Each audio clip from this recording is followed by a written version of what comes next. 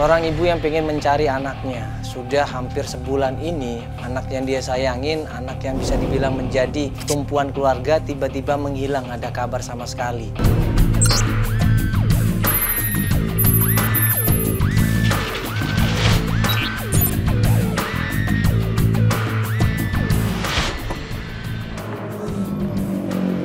Ya, ini kita janjian sama klien kita, ya mau datang ke tempat kantor anaknya. Pas kita sampai di tempat kantornya Risma. Iya, ada. Oh, dari sini udah? Tapi Udah nyampe? aja keluar, 15 menit yang lalu.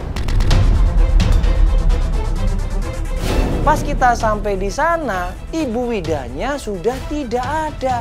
Dia nangis-nangis, Mas. Seperti orang panik, seperti orang bingung. Dia keluar dari kantor, lari, kemudian dia nggak tahu menghilang kemana. Ya, dia ke sana tadi sama siapa? Sendiri? Iya, sendiri. Sendiri? Orangnya pakai baju warna merah, Pak. Pakai baju warna merah? Oke, Pak, ya, makasih, Pak, ya. Iya. Yuk, coba kita cari ke sana, yuk. Akhirnya kita sepakat sama tim untuk mencari dulu gimana keberadaannya Ibu Wida. Kita tim split. Kamu sebelah sana ya, bagi dua ya kamera ya. Kita di situ ya. Yuk, nanti kabar-kabarin ya. Yuk, sini ya.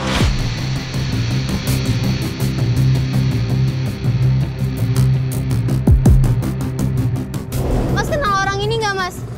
Orang mana? Tadi dia lewat sini nggak ya? Numpang nanya, aku lihat ibu-ibu pakai baju merah nggak? Di sini tangis-tangis orangnya. Nggak lihat ya? Ya udah, makasih ya, Mas ya. Nggak ada lihat.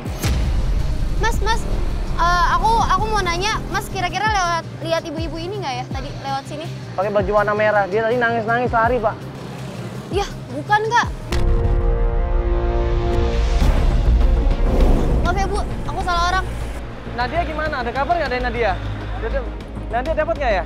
Ternyata nggak ada yang tahu di mana keberadaan Ibu Wida ini. Dan gue tanya sama partner gue Nadia, ada nggak? Nggak ada Kak. Hah? Nggak ada. Nggak ada? Tadi aku udah cari sampai sana nggak ada yang lihat. Sama, aku juga nggak lihat. Tuh sebelah sana juga nggak ada. Terus gimana nih Kak? Akhirnya kita sama-sama ketemu dan kita sepakat untuk kembali lagi ke kantornya Risma. Kita tanya sama satpamnya deh. Oh, Sebelah sana nggak ada tadi ya? nggak ada. Aku udah kunjungi fotonya semuanya nggak ada. Nggak ada. Pak, begitu sampai kantornya Risma kita tanya sama satpamnya. Tadi apa yang terjadi Pak? Kenapa Ibu Wida ini tiba-tiba nangis? Tapi sempat sama manajer saya. Oh, ngobrol sama manajernya? Iya. Pokoknya setelah ketemu sama manajer perusahaan ini, tiba-tiba Ibu Widya lari sekenceng-kencengnya, dia nangis, dia teriak-teriak manggil anaknya. Manajernya masih ada nggak Pak? Oh ya, silakan Pak. Ayo. Oh boleh Pak ketemu Pak ya? Iya, silakan. Untungnya satpamnya baik. Kita kemudian dipersilakan untuk ketemu sama manajernya. Halo Pak, iya selamat malam Pak. Boleh ngobrol sebentar Pak? Dari mana Pak? Dari Antv Pak ini. Di sini aja boleh Pak, biar nggak ganggu yang lain. Jadi gini Pak, tadi saya janjian sama seorang ibu di sini. Iya. Nah dia katanya datang ke sini mau cari anaknya. Ini ibunya Pak, mungkin Bapak kenal. Nah ini Pak. Oh iya, benar. Iya. Tadi ngobrol sama Bapak ngobrol apa saja Pak? Nanyain si Risma kan? Iya anaknya. Kerja di sini nggak Risma itu? Risma emang pernah kerja di sini, tapi saya pecat. Gue sama Nadia kaget, kenapa dipecat Pak? Alasannya apa? Pasti ada masalah kan? Yuk, kasusnya banyak Pak.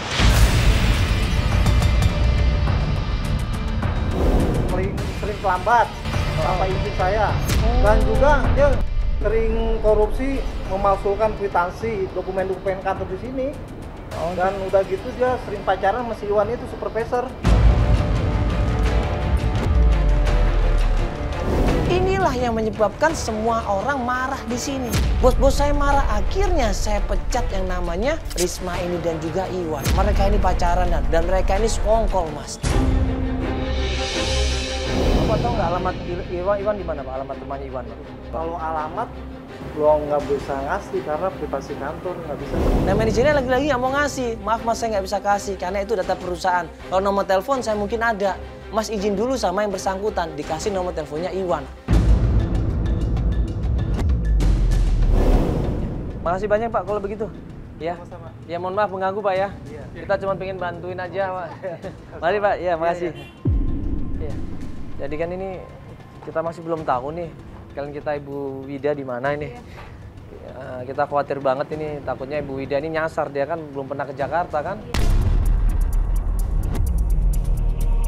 Tadi pasti dia dengar berita anaknya dipecat gara-gara pacaran dan udah nggak kerja lagi, itu suatu yang buat dia pasti kaget banget kan.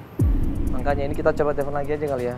Nah pas gue telepon Ibu Wida, ternyata yang angkat adalah seorang suster. Loh enggak, maaf ini ibu handphonenya Ibu Wida kan? Kenapa Ibu di klinik? Ibu Wida ada klinik dalam kondisi pucat, badannya lemah di sini. Dan sekarang lagi kita observasi, Mas. Oh, di klinik mana Ibu? Gue minta alamat kliniknya dan gue bilang kita akan menuju ke sana. Iya Ibu, iya. Makasih Ibu ya, kita langsung ke sana ini. Oke, tunggu sebentar Ibu ya. Oke, yuk. Dia langsung di klinik, dia pingsan. Pinggir jalan dibantuin sama orang.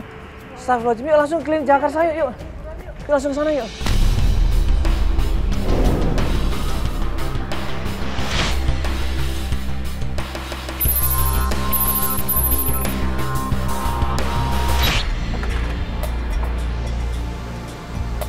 Ibu permisi.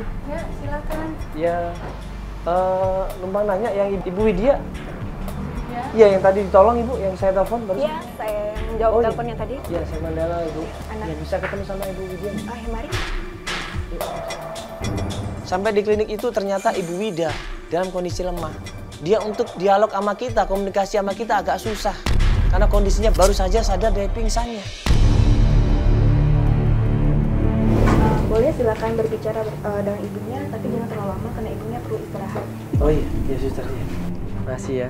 Makasih ya, Sus. Ya. Ibu mungkin kecapean nih Bu, perjalanan dari Sukabumi ya. Bu, Iya. asli mana Sukabuminya tuh kan? Ya, dari Sukabumi keliling-keliling, Mas, sampai capek. Saya mau tanya sedikit, tadi Ibu sempat datang ke kantornya Mbak Risma. Iya, Mas, saya cari Risma, itu anak saya, Mas. Iya, udah ketemu sama manajernya betul? Iya, betul.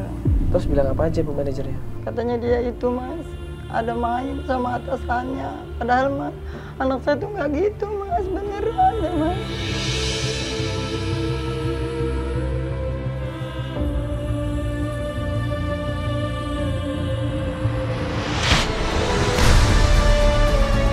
Nangis di situ Ibu Wida, dia nggak percaya anaknya seperti itu. Dia kecewa, makanya dia begitu ketemu sama manajernya cerita itu, Ibu Wida langsung stres, dia histeris, kemudian dia pergi meninggalkan kantor itu. Beneran, Mas, jadi itu anak yang baik.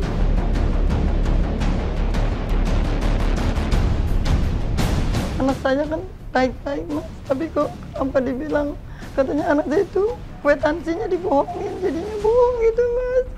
Saya nggak terima, Mas. Ya, Ibu udah nggak usah banyak pikiran Ibu, ya segala sesuatu coba diikhlaskan dulu semuanya. Walaupun informasinya nggak mengenakkan hati. Gue berusaha tenangkan Ibu Wida, gue berusaha kasih pengertian Ibu Wida. Semua informasi dalam pencarian itu jangan langsung ditelan mentah-mentah. Tapi kita coba terima dengan lapang dada, dengan ikhlas. Tapi kita harus tetap yakin bahwa kalau kita sudah mendapatkan bukti yang akurat, sudah ketemu langsung sama yang bersangkutan, dan yang bersangkutan bilang iya, berarti itu benar. Ibu terakhir ketemu Risma kapan? Kurang lebih 1,5 bulan yang lalu. 1,5 bulan. Iya, Mas. Ketemu dia pulang ke Sukabumi. Iya, dia bilang itu, Mas, katanya mau dikenalin sama temennya dia laki-laki namanya Ano, Mas. Belum kenalan, masih diomong-omongkan. Tapi ternyata antara Ibu Wida sama Risma anaknya itu ribut, selisih paham. Mama pengen kenal gitu ya, tolong mana katanya mau dikenalin, mana? Kok nggak? Tapi malah jadi berantem, Mas.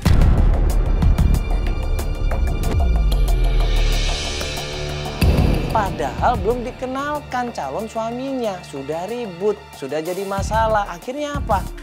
Risma pergi, gak ada kabar sama sekali. Saya tuh sebagai orang tua tuh ngeri, Mas, ngeri, takut dimutilasi. Semua kenal Anung tuh, Mas, udah nggak bisa dihubungin, Mas, HP-nya tuh mati, Mas. Tolongin ya, Mas, ya, tolongin, Mas. Saya pengen ketemu, Mas. Udah Ibu udah jangan banyak pikiran dulu, Ibu ya, udah nggak usah mikirin macam-macam dulu ya. Ibu di sini disuruh istirahat. Nah, Karena kondisi Ibu Ida yang tidak meyakinkan, ya kondisinya kurang fit, akhirnya kita suruh Ibu Ida istirahat. Kita tunggu kondisinya sudah baik, baru kita melanjutkan pencarian.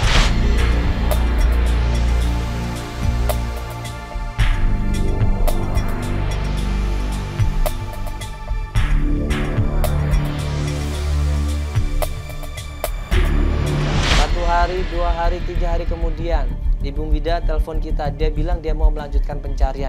Informasi yang pertama adalah tempat kontrakan anaknya, yaitu Risma.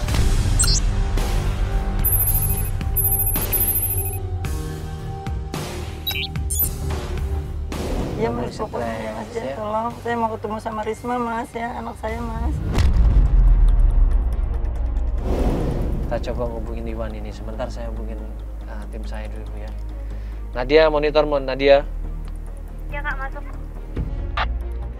Itu coba dong tolong hubungin Iwan, berkali-kali saya telepon nggak bisa. Coba kamu telepon sampai dapet, pokoknya sampai tahu di mana dia berada. Oke, siap. Nanti aku hubungin. Kalau udah aku dapat kabar, kita buat janji. Nanti aku kabarin Kakak lagi. Ya, kabarin ya. Ya, thank you ya.